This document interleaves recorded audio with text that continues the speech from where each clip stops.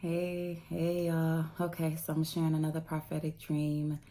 Uh, God, I guess these next couple of dreams I'm sharing is going to be basically to encourage those who are struggling right now, who want to give up. You are probably tired. You are probably feeling exhausted. But God just wanted you to be encouraged and know that you're not alone. Okay, so in this dream, God was basically saying, don't forfeit, okay? He's saying, don't forfeit. So I had a dream. Well, when did I have this dream? Maybe last year or the year before. But God is just bringing all this stuff back to mind. So in this dream, it was me and a group of people in this mansion. We were in this mansion, and it reminded me of like Willy Wonka, because it was like we had a golden ticket or something. Like, I didn't see a golden ticket in a dream, but that's what it reminded me of, because it was a small group of us in the mansion, but it was a bunch of people outside that wanted a turn to come in, right? But it wasn't their turn, it was our turn. And so we're in this mansion and we're looking for the prize. We're walking around, we're looking for the prize, right? And we can't find it. We cannot find it. We have searched that mansion through and through, and it's like, we don't find nothing. We don't find what we're looking for. We don't find what we came there for. And so we get a little tired, and me and a group of people I'm with, we just get to a point where we're tired. We don't know where else to look. We looked everywhere. We searched everywhere. We did everything we could think to do. And it's like, are you kidding me? Like, we're exhausted. We don't know what else to do at this point. And so a couple people in the group are like, I'm tired of this. Like, we're never going to find it. We're never going to get it. And they basically get upset, completely exhausted with it. Because like I said, we had been looking for a while. They get upset and they decide to leave the mansion. And they go right back out the front door with all these people who are waiting to get in, right? And it's like me and another person. And we ain't leaving because it was like the golden ticket. It reminded me, like I said, of Willy Wonka. All those people outside wanted to get in, but it wasn't their turn. And we remembered how hard it was to get in there. And so me and the person that stayed was like, ain't no way we leaving. We've been through too much to get in here. And so the moment those people left, the people who were in our initial group, and they gave up and they left, somebody who was like, I don't know, the butler, well, he was more of a guide. The guide of the mansion came out, the guide.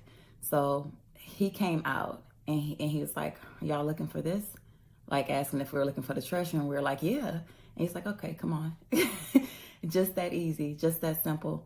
He came out of nowhere after they left, and he told us he would take us to where the treasure was in the mansion. And he took us through a path that we didn't even know. Like, we had searched that entire mansion, and we didn't see that path nowhere. And it was a path, like a secret door, and then it led down some steps.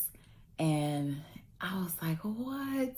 Me and the person that was left, he was like, what? And so as we were going, we saw different areas of the mansion we didn't even know that existed, right? One of the areas had a back door where all these cars were there, and they were like beautiful, brand new, nice cars, and people were trying to bid on them. And I had the knowing that these cars were super expensive to everybody else, but for us who were in there, like the past that we had, those cars were dirt cheap for us. Like, they were dirt cheap. So while the guide was guiding us through a way that we didn't even know, a way that, like, we had looked everywhere. This was a way that we did not discover and couldn't have discovered without him. He took us a secret way. And so we're seeing, man, like, they have this too. And so I peeked outside for a minute to look at the car, and I saw what the sticker price was for me. And I was like, what? I'm getting one of these cars when I come back. So me and my friend, we sat in the car for like 2 seconds, but we had to keep going because the guy was continuing, because the car wasn't the ultimate treasure, right? It wasn't the main treasure in the mansion. And so we get out the car, and I just say, note to self, on the way back, I'm getting me one of these cars, because it was literally dirt cheap, right? And so for me it was, and for us. And so we continue, and he leads us directly to the treasure in the mansion, directly to what we were looking for. And yeah, so that's basically the promise, right? And I'm gonna leave that there. And along the way, I remember asking the guide of the house, I said, did anybody else make it here before us? Had anybody else found it before us? And he said, just one other person. And he told me the person's name. And I know this person in the natural. And this person, I've seen this person go through a lot. I've seen this person go through a whole lot. I've seen them lose a lot. And then I saw God come in their life, and I saw this person fully restored times multiples. Like for anything they lost, they just had more. You know, they lost family. They got more. Like their family life, their home life is so rich now. And every time I see this person, it just lights up my life, because it just encourages me, and I'm really happy for them because I know what they've been through, and I see what God has done in their life, and it's just more, and more. And so when I said, did anybody else make it here before us? And he told me this person did, and I was like, oh, okay. And I was like, I hope it's some good stuff left. And then I thought, yeah, I'm sure she left us some good stuff. And so, you know, it's still enough for us too. And so anyways, you guys, that was the dream. That was the dream.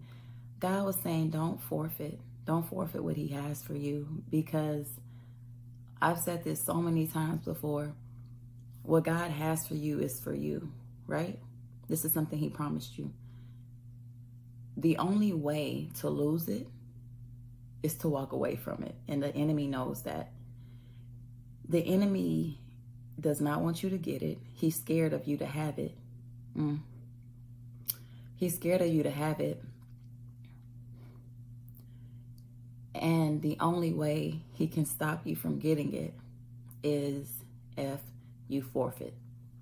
If you stop and you turn around, if you stop believing in it, if you don't think it's ever going to be found, if you're like, you just give up, that is the only way you can lose it, is if you forfeit it. Those people who were there with us initially, it was like they had a golden ticket. People outside had been waiting to get to where we were. But because they got tired, and because they weren't seeing the results that they wanted to see, and because they had looked up and down and all around, and they just stopped believing. They stopped believing in the reason they were there. They stopped believing in the treasure to be found. They gave up and walked out the door. All these people waiting outside, and y'all see these people and y'all leaving, and you got the golden ticket to be in the building. Don't forfeit. Don't forfeit. And at this point, it's not even about things. I had to tell God the other day, I want you more than I want the promise. But the problem comes when people get frustrated about not getting the things they receive. They desire to receive the things that God has promised, but the things never trump God. God has waited on us for the longest.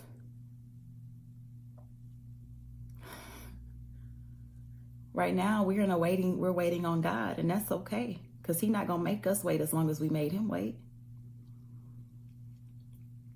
So the message of this dream is don't forfeit. I know you were tired. Previous dream I released, the message was God will give you strength. When you get too tired and you don't know how to continue, he will give you strength, right? You were never supposed to do this on your own. This was always a team effort. You teaming up with him. He was going to give you strength. He's going to give you a guide, the Holy Spirit. He's going to give you a guide, but do not forfeit. Do not give up your golden ticket. The enemy would love for you to do it. He would love for you to doubt. He would love for you to stop believing. He would love for you to get tired. But I told God at the end of the day, all I need is you, and anything else is extra. So it's always him for me. I ain't going nowhere. I was going to wait in that hallway. I done come too far. I'm staying. I'm going to wait right here. I'm waiting. You come get me when you're ready. I am waiting. But whatever I do, I'm not going to forfeit. All right, y'all? And don't y'all forfeit either. All right, y'all. I love y'all. I love y'all. Y'all be blessed. Y'all be encouraged. Don't forfeit. All right? What God has for you is for you. And the only one who can take that from you is you if you walk away from it. All right? I love y'all. Okay, y'all, and I gotta add this too. Man, and this is not to condemn anybody or make anybody feel bad, but this is the thing, to the place that he's taken a lot of us. You need to be committed. If you can give up on God when things are not looking your way, if you can throw in the towel and actually walk away, like position yourself to walk away, you weren't ready. You wasn't ready. You weren't ready for what he had for you. I even feel like in this dream, how the guide came out 2 seconds later after those people left, it was like he was weeding out those who were there for the wrong reasons. God is the ultimate promise. God is the ultimate gift. A relationship with him is a privilege and an honor. Jesus, God, Jesus was the gift, is the gift. It is our privilege and our honor to serve him, to worship God is a privilege and an honor. I had like the best praise and worship party with him the other night, and he showed up. It is a privilege and an honor when he shows up, to feel his presence, to experience him. It is a privilege and an honor, the ultimate gift. We have to be careful not to, what's the word I'm looking for? Not to put the promises above God, not to idolize the promise to where we get anxious. We have all this anxiety about it. You know what I mean? Like, oh my God, when it's going to happen? I'm going to miss out on this. I'm going to miss out on that. God is in control of all of that. He's in control of all of that. So something I had to even check myself on is because I was looking at the situation.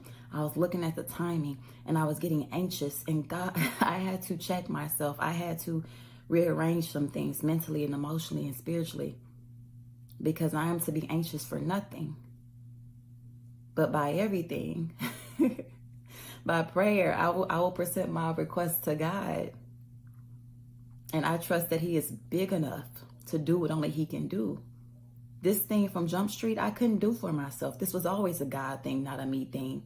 God can do whatever he wants to do, and I had to trust that he will do whatever is best for me.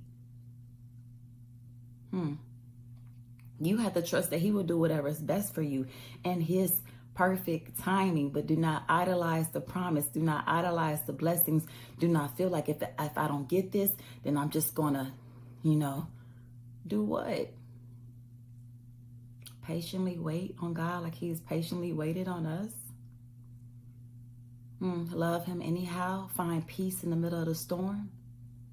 Ooh. Some people need to just find peace in the middle of the storm. And I'm speaking for myself as well, because God had to get me to a place where I just found peace in the middle of the storm, no matter what I was surrounded around. I found peace. He was my peace. No matter what it looked like, he is my peace. I'm not on nobody's schedule but his. God can do what he wants to do. And I trust him to do that, because his timing is excellent, it's perfect, it's pure perfection, right? So, okay, you guys, just be encouraged. And if you're not in a place where God is first and he's your prize, you may not have been ready. Okay. But y'all, just be encouraged, and make sure you're not being anxious for anything. Don't be anxious for nothing. Trust God to do what only he can do. Trust his perfect timing, and wait. A lot of us are in waiting seasons, all right? A lot of us have already sought God out. A lot of us, he may have given you a piece to the puzzle, but you don't know when that puzzle piece is supposed to work. And you're just like, okay, do I do it now? Do I do it now? But you're getting anxious about it. Be anxious for nothing, and trust him to guide you. And be okay with the waiting season. Be okay with the waiting part of it, okay? All right, y'all. I love y'all. And y'all be blessed.